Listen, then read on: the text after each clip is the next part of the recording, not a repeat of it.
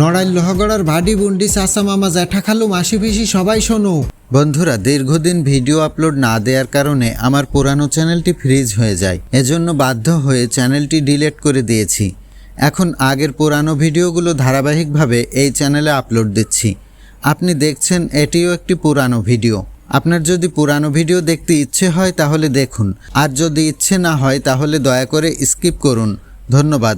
24 December মঙ্গলবারে বিয়ানে 6টায় খুলনাতে ঢার উদ্দেশ্যে জাহানাবাদ এক্সপ্রেস নামের একটা ট্রেন সাইডে আসার মাধ্যমে নড়ালির পথ দিয়ে ট্রেন চলার একটা ঐতিহাসিক ঘটনা ঘটে গেছে। লোহাগড়ার নারায়ণদী গ্রামে রেলের স্টেশন বানাইছে।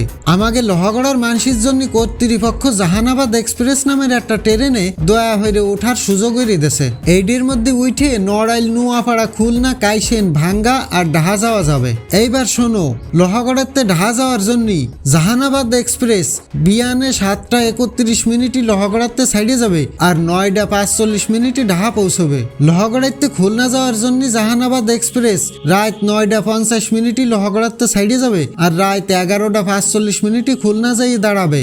এখন কোন জায়গা যাতে কয় টাকা লাগবে এটা যদি জানতে চাও তাহলে ভিডিওটা পজ করে এই তালিকাটা ভালো করে দেখে নাও।